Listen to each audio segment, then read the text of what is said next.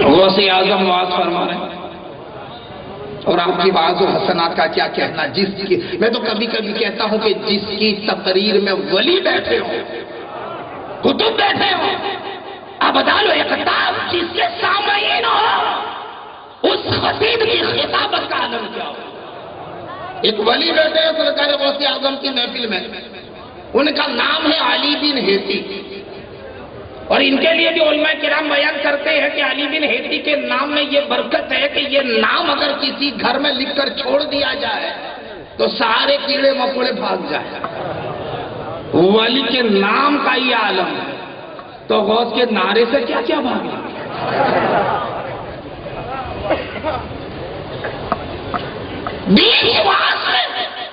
غوث اعظم کھڑے ہو گئے ادب کے ساتھ، ادب والا قیام کیا، چپ چاپ، پھر تھوڑی دیر کے بعد پھر بیٹھ گئے، پھر بات شروع۔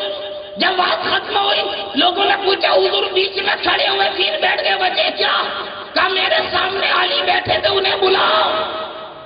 علی بن ہیتی کو بلایا، غوث پاک نے پوچھا علی تم نے کیا دیکھا بیان کرو۔ تو علی بن ہیتی کہتے حضور میں آپ کی بات سن رہا تھا، بیچ واس میں انود کی تاری ہوئی تو نیند آ گئی تو خواب آیا، اور خواب آیا تو اللہ کے رسول تشریف لے آئے۔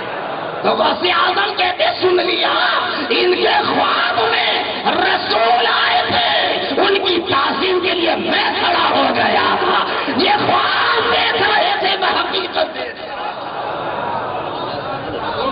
نعرہ تکبیر، نعرہ رسالت، فیضان حضور غوث اعظم، سبحان اللہ سبحان اللہ۔ ہمارے علماء ایک خواب کبھی کبھی بیان کرتے ہیں رمضان میں، ہمارے ائمہ ایک خواب بیان کرتے ہیں، میں نے کئی علماء سے سنا ہے کہ رمضان شریف کا مہینہ تھا، ایک یہودی، ایک عیسائی اور ایک ہمارا بھائی،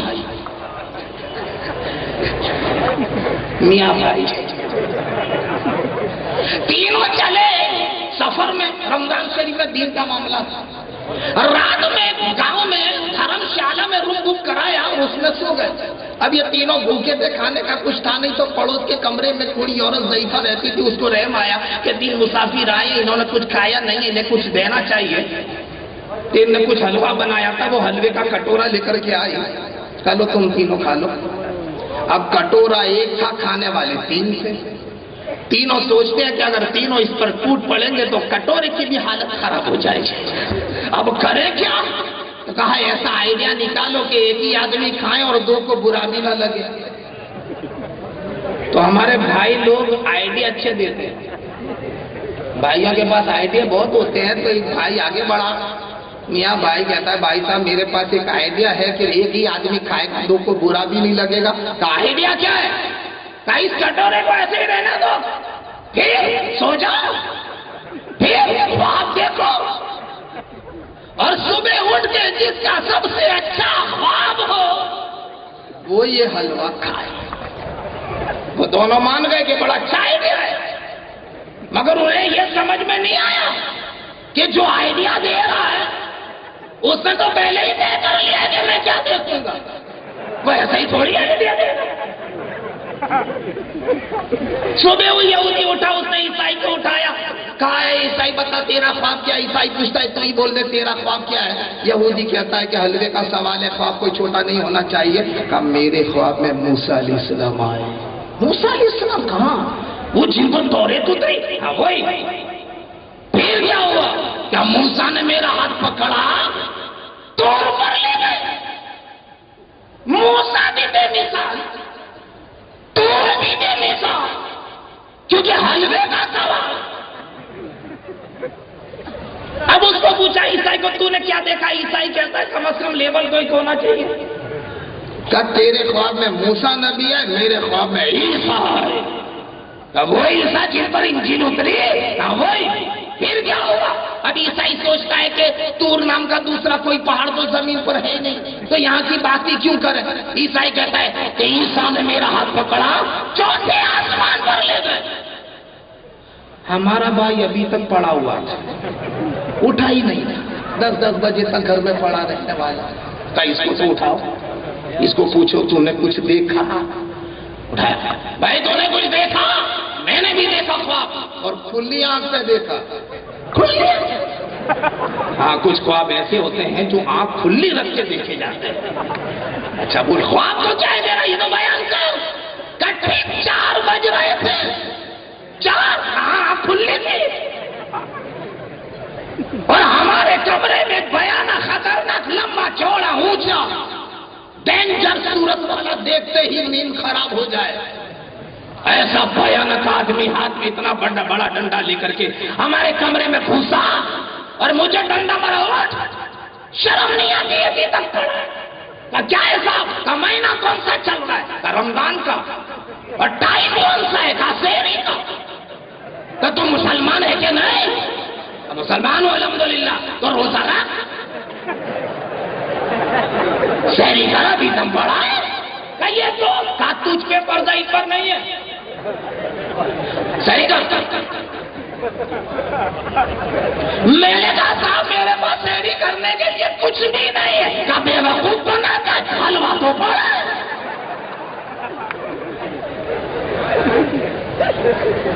وہ دونوں چپ چاپ، پھر کیا ہوا؟ کہا سحری ہو گئی۔ اب ان دونوں کو لائٹ ہوئی کہ یار ہم تو خواب کے چکر میں تھے، حلوہ تو یہ کھا گئے۔ آج یہی لوگ سوچ رہے ہیں، بابو سکندر بابو یہی سوچ رہے ہیں، ندوہ والے یہی سوچ رہے ہیں، دیوبند والے یہی سوچ رہے ہیں بابو کہ ہم تو خواب ہی دیکھتے رہے، شب برات کا حلوہ تو یہ کھا گئے، عید کی سوئیاں یہ کھا گئے، حسین کا کھچڑا یہ کھا گئے، غوث کی بریانی یہ کھا گئے، خواجہ کی کھیر یہ کھا گئے، عید کی سوئیاں یہ کھا گئے، ہم تو خواب ہی دیکھتے رہے۔ پھر ان دونوں نے کہا یار کم از کم بلا لیتا، تھوڑی دوستی نبھا لیتا، تھوڑی آواز دے دیتا۔ تو ہمارا بھائی بولتا ہے بہت بلایا، بہت بلایا، تم نے سنا ہی نہیں۔ کہا کیوں؟ کہا ایک دور پر تھا، ایک چوتھے آسمان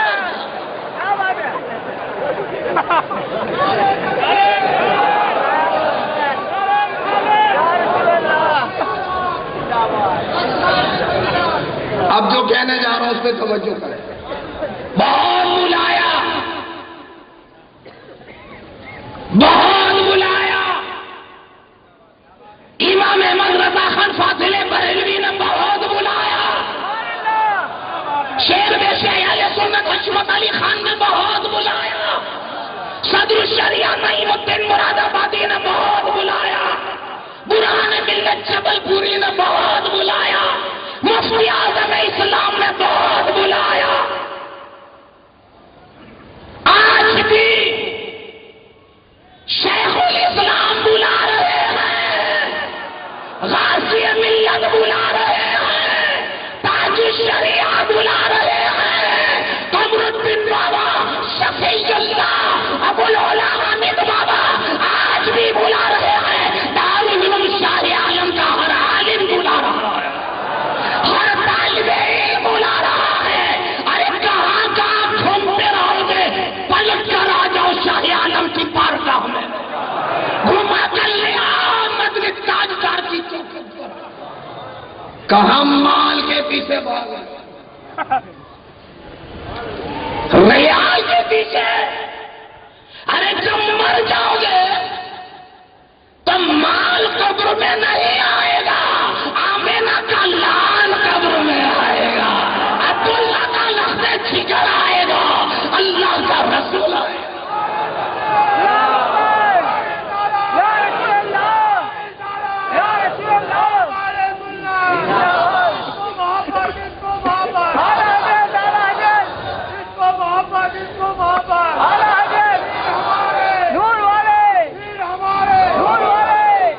مجھے معلوم ہے، مجھے تسلیم ہے کہ ہمارے پاس سعودی ریال نہیں ہے، ہمارے پاس امریکی ڈالر نہیں ہے، ہمارے پاس کویت کا دینار نہیں ہے، ہمارے پاس عراقی درہم نہیں ہے، مگر ایک ایسا ہمارے پاس ہے جو سب سے بھاری ہے.